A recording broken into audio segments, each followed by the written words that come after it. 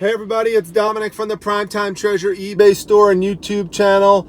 I'm gonna turn this camera around right now because you might be a little bit surprised at where I am right now. That's right, I am in front of a thrifty shopper. The reason why some of you may be surprised at that is because I recently did a video talking about how it is getting to be time to start thinking about moving beyond thrift stores as areas to do your primary sourcing. Now, what I'm gonna do is I'm gonna go in here and I'm gonna see if I could find anything that's good. I don't know how much I could talk into the camera depending on how many people are around. But so you might just see me, putting the camera on some prices, but we'll give it a shot. Now, it's not Goodwill, it's not Salvation Army, which is where I tend to have the biggest problems, but we're gonna check out this thrifty shopper and see if there's anything good I could find here. Okay, now this is a classic example of something that absolutely drives me crazy. So you see this art picture, now it is called Seashells by Carolyn Blish. And it says here that it's sold for $55 on eBay and that they're asking $39.99 for it. That is absolutely not true. If you look at the sales data for it, it's sold for $12.99 plus $12 shipping. That's what it's sold for. Someone is currently asking $55 for it, but that is different from what it's sold for. So absolutely makes no sense to purchase this item. You have to be careful. Do not believe in what these signs say. Okay, so here we have an NFL throw blanket for $5.99. Look at my last haul video at a garage sale where I got two San Francisco 49ers throw blankets for $1 a piece, and they were in much better shape than this. So all this kind of stuff on the racks, I mean, this stuff is generally pretty much just junk. You cannot do anything with this stuff in terms of trying to resell it. So good luck trying to find something here. Same exact thing on the other side. Same exact thing.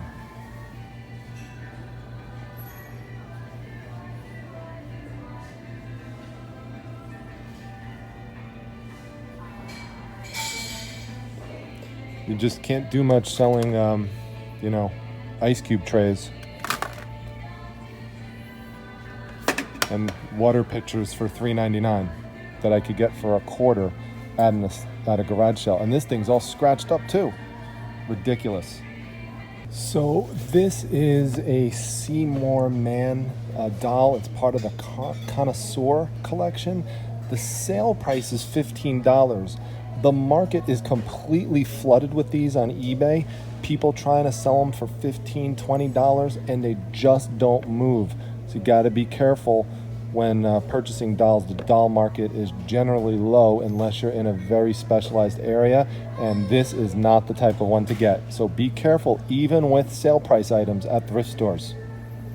Even the tchotchke type of items here are really just pretty junky. I mean, anyone watching this, you point to something that you think that I could resell for a considerable profit on eBay.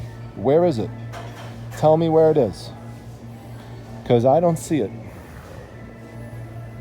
at all. Most of these toys are just completely ransacked and broken, a bunch of worthless Hess trucks. I could guarantee you that most of these toys are incomplete. None of them are sealed.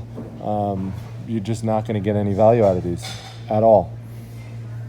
Not having any good luck in the electronics section either. Like normally I'd pick up printing ink. It's HP, so it's brand. But it's already opened up. It's expired July 2012. Not only that, if you open it up inside, the packs are open. I mean, what's up with that? Kidding me? Look at this here. I mean, this is this is really damaged. I mean, it's bent in the back. It's scratched up. Who knows if it even works? And $6. No one's gonna want something like that. So again, you got to be careful. Some of the kids' toy books are broken. This is missing the pieces. There's nothing in here that you could really flip. There's nothing vintage. You know, now I love Ford stuff, but not this. You could get this on eBay right now in the same condition for $4.99 plus $3.99 shipping. So you're not going to make any money purchasing something like this at $3.99. In general, you shouldn't be paying more than $1 for a book at a garage sale or an estate sale if it's soft cover. You know, the only reason you'd pay more is if you knew for sure you'd definitely make a lot of money on it, and this is definitely not the one where you can do that. I don't know. Tell me the book here where I'm gonna make my money. Someone? Anyone out there?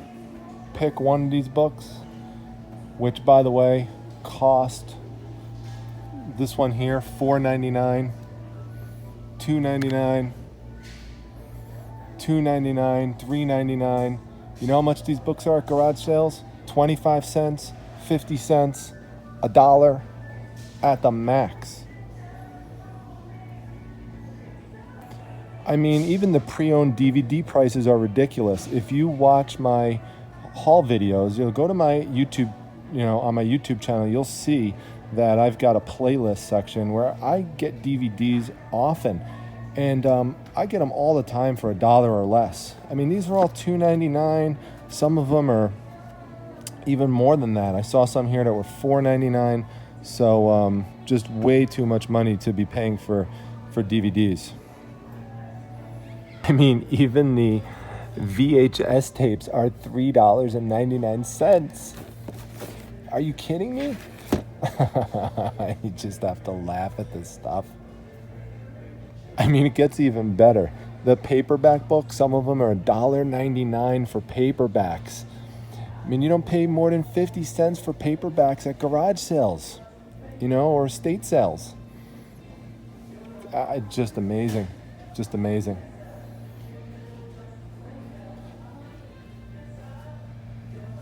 I mean, here's another joke. These willows, $7.99 for this willow figure that you see all the time. I see these at garage sales all the time. Get them for like $1 or $2. $7.99 for one? Come on. For those of you into clothes, these kid shirts, routinely 25 cents to 50 cents at almost all garage sales. I mean, maybe $1. $2.99 for all these. $2.99. I mean, at least they're not trying to kill you as badly on the baby stuff, which they have at $1.99. But I mean, even that is just, come on. Actually, I take it back. Some of them are $2.99 for these little infant shorts. So I looked through the ties. There's nothing like a Trump tie or anything like that. They're all pretty vanilla, standard kind of boring ties that aren't really worth anything, like a lot of Jeffrey Bean and that type of stuff. A lot of them are faded, just old wool ties people don't want. And they're charging $3.99 per tie. Nope. Now, you may be able to find a decent t-shirt in here. However, they're all $3.99 a piece pretty much. And again, I'm not going to pay 4 times the amount that I can get a t-shirt for at a garage sale or an estate sale or rummage sale.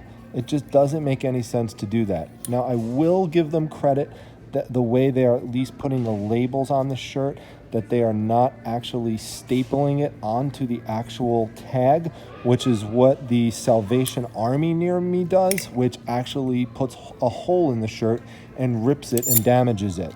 So that's another thing that drives me crazy about what Salvation Army does. So again, you may be able to find something in the shirts that you could flip, but you're paying up for it. All right, everyone, that's it. I'm out of there. That was a typical experience of what happens when I go to a thrift store.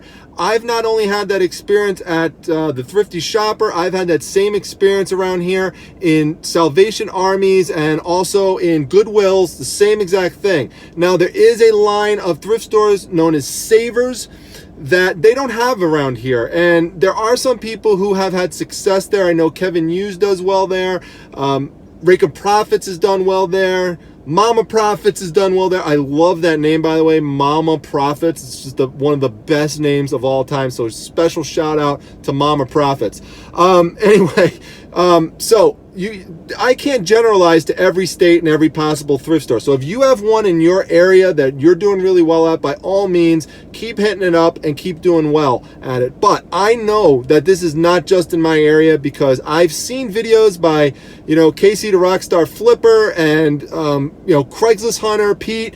They are both seeing the same exact type of thing that I just ran into. So that's the problem with a static location like that that's constantly being picked through. It's not like a garage sale that you may show up late at or show up on a Sunday when it's been run on a Saturday. You still might be able to find some good things there because it's only been picked through for a short amount of time for one day.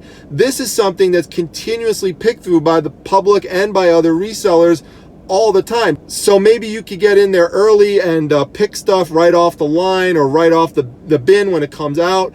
That might be a situation where you could do well. But in general, this is the kind of experience that I consistently have been having at these thrift stores. That's why I generally don't go. And when you watch my haul videos, you will see that I'm not going to thrift stores. I'm going to everywhere but. I'm going to garage sales, estate sales, rummage sales, private deals, Craigslist deals, all sorts of things. So with that, I'm going to wrap it up. Leave your comments down below. Please keep in mind that I do realize that thrift stores do play an important role in their communities, and that for people who cannot afford expensive items or items that are brand new to just coming out, a thrift store could be a very reasonable option. It might be the only thing within walking distance for somebody. So I understand that. I respect that, and that's completely fine. I'm not talking about that. I'm talking solely about people who are looking for something to resell. That's where I see thrift stores in general, at least around here and in some other areas, as being a major problem and a major weakness.